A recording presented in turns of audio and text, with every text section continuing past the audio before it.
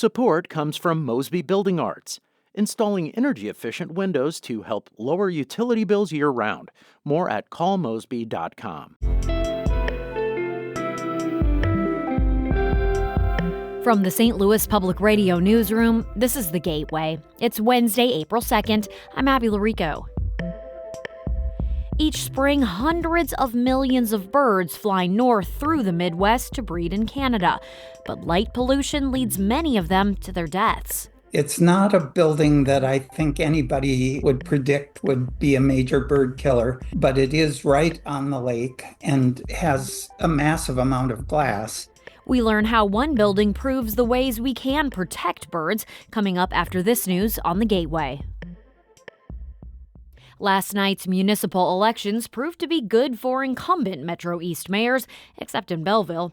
Mayor Patty Gregory lost re-election to Belleville City Clerk Jenny Gain-Meyer, who got 63% of the vote. In Alton, Mayor David Goins won a second term in a three-way race. He beat a former mayor and alderman, earning 40% of the vote. The incumbent mayors in Cahokia Heights and Granite City and the village president in Godfrey also won last night. Up north, though, it was another story in Quincy, where Linda Moore defeated incumbent Mayor Mike Trope. A contentious Metro East library board that's been controlled by conservatives the past 2 years will maintain that majority. St. Louis Public Radio's Will Bauer reports 4 of the board's 7 seats will remain with conservative-leaning members after last night's election. The Mississippi Valley Library District serves a population of roughly 34,000 in Collinsville and Fairmont City. A conservative majority won control of the board in 2023 after the Collinsville branch hosted a virtual drag queen story hour. Since, the meetings have been contentious. Incumbent Kathy Murphy won another 2-year term.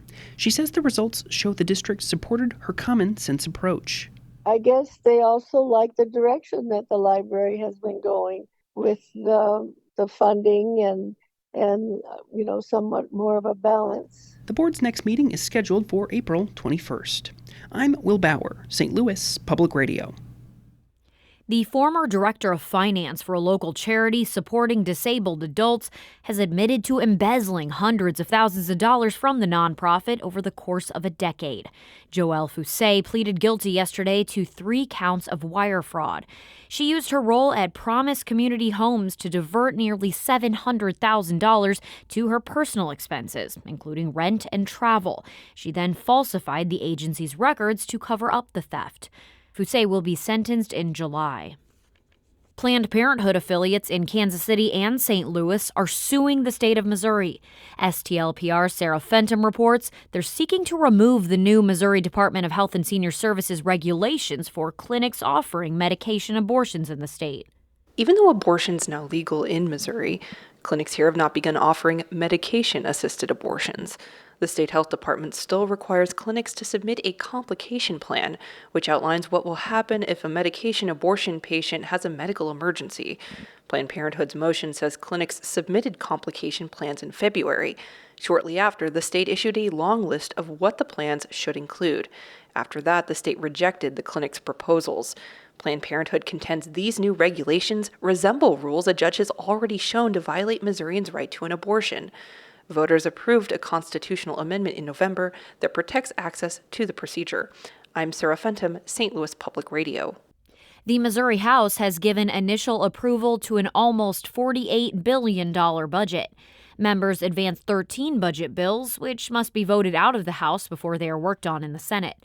The House budget is roughly $2 billion less than what Governor Mike Kehoe requested. House Budget Chair Dirk Deaton spoke on the expenses and highlighted what the legislature is not spending. We're leaving nearly $2 billion, over $1.9 billion on the bottom line to help us weather the storm, the fiscal challenges of the coming years. A point of contention between Democrats and Republicans is the K-12 education funding formula. The budget includes about $300 million less than what the state's education department had asked for. Missouri could lose 24,000 jobs and more than $2 billion from its economy if the U.S. House of Representatives strikes $1 trillion in funding from social service programs. The cuts are aimed at Medicaid and the Supplemental Nutrition Assistance Program, or SNAP, formerly known as food stamps. A study released this week by the Commonwealth Fund estimates Missouri's job losses would be just part of around 1.3 million jobs lost nationwide. Dr. Leighton Koo is the lead researcher on the study and a professor of health policy at George Washington University. He says these cuts won't just impact low-income families. That's because Medicaid and SNAP funding goes directly to local and state governments, plus grocery stores, healthcare facilities, and other organizations that provide services. They have to sort of lay off some staff. In addition, they can't buy things, so grocery stores need to go buy food from wholesalers and food producers. Hospitals need to buy medical equipment, pay for their rent and medications. So there are losses that trickle throughout the economy. Koo says Missouri is one of the states that would be hardest hit by the proposed changes. The study estimates Illinois could lose over 27,000 jobs and hundreds of millions in tax revenue. The House of Representatives has yet to approve the budget resolution and has until September 30th to make a final decision. Thousands of trees will no longer be planted in the St. Louis area. That's after the federal government cut nearly $5 million in grant funding to the Arbor Day Foundation, which the Trump administration says is part of an effort to end federal DEI programs. As St. Louis Public Radio's Andrea Henderson reports, one group that had its funding cut says the lack of trees can be burdensome for communities of color. The Arbor Day Foundation's Community Roots program supported forestry efforts in underserved communities. The funding would have allowed Forest Relief of Missouri to expand its programming and plant thousands of free trees statewide. Rebecca Hankins is the organization's partnership manager.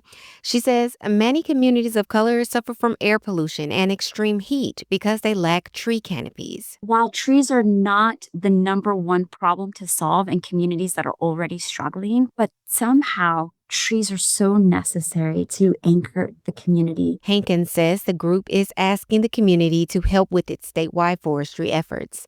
I'm Andrea Henderson, St. Louis Public Radio.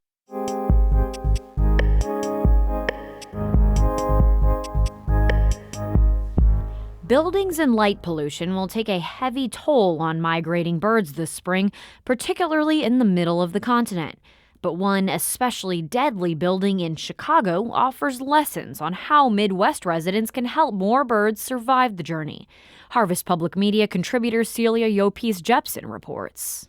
In 1978, David Willard was working at the Field Museum in Chicago when someone mentioned to him that birds kept slamming into the city's Lakeside Convention Center, McCormick Place. And it piqued my interest. So he started checking for dead birds and realized McCormick was killing a lot of them. It's not a building that I think anybody, when it was built, would predict would be a major bird killer. It's not that tall, about 3 stories, he says, where the migrating birds tend to strike it in the spring and fall while flying along Lake Michigan.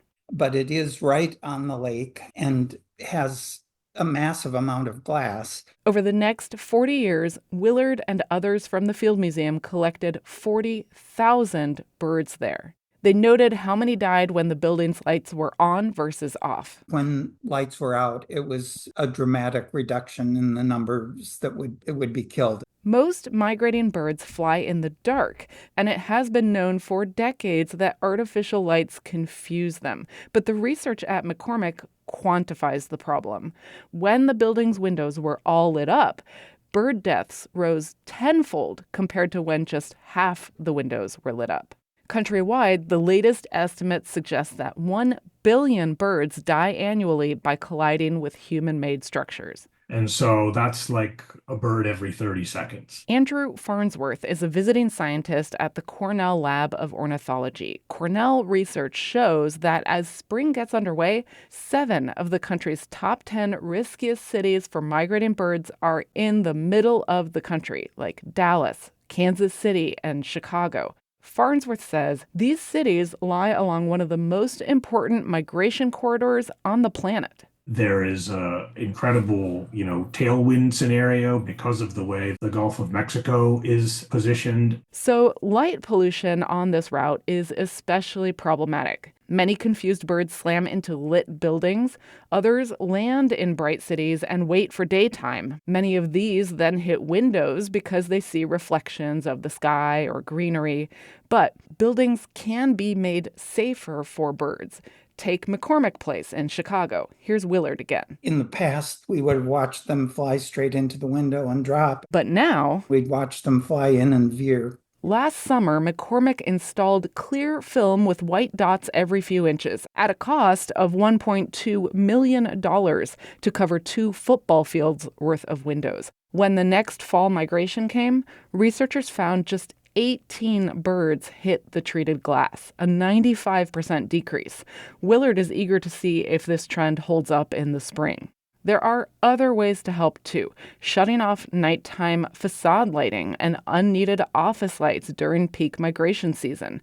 These lights out programs are growing in the middle of the country, and Farnsworth at Cornell says you do not need to own a big building to help. The notion that the problem is just in cities is wrong. Your kitchen window, your living room window, your glass door, whatever it is, when you walk outside and you find a dead bird beneath glass, you can address that. For example, by turning off extra lights at home, or drawing your curtains at night, or treating your windows. How to get started? Frankly, the easiest thing, visiting American Bird Conservancy's website. abcbirds.org. It explains lots of options. Good old window screens, subtle vertical cords, translucent tape stripes. These all help birds see glass and know it's a solid thing they should not approach. For Harvest Public Media, I'm Celia Yopis Jepsen. That story was produced as part of the podcast Up from Dust from the Kansas News Service. And by the way, if you've ever seen the home of St. Louis Public Radio at Grand Center, you may have noticed the dash stickers covering big stretches of the glass facade here. That's our way of making the building more bird safe. A staff-led and supporter-funded effort from a few years ago led to a collaboration with the Audubon Center at Riverlands to install the strike prevention stickers. It's literally saving lives, and it looks pretty cool too. The Gateway is a production of St. Louis Public Radio, a listener-supported service of the University of Missouri-St. Louis. Music by Ryan McNeely of Adult Fur. I'm Abby Larico, and from the St. Louis Public Radio newsroom, this has been The Gateway.